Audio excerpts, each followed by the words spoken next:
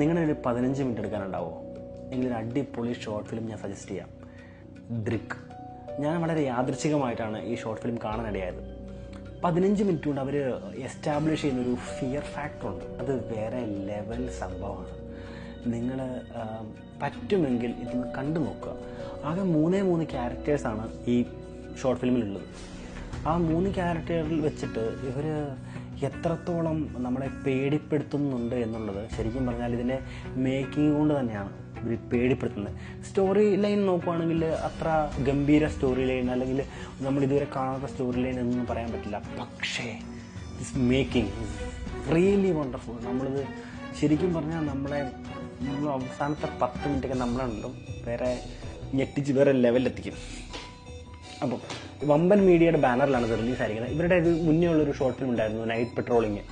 അതും ശരിക്കും ഇതുപോലെ തന്നെ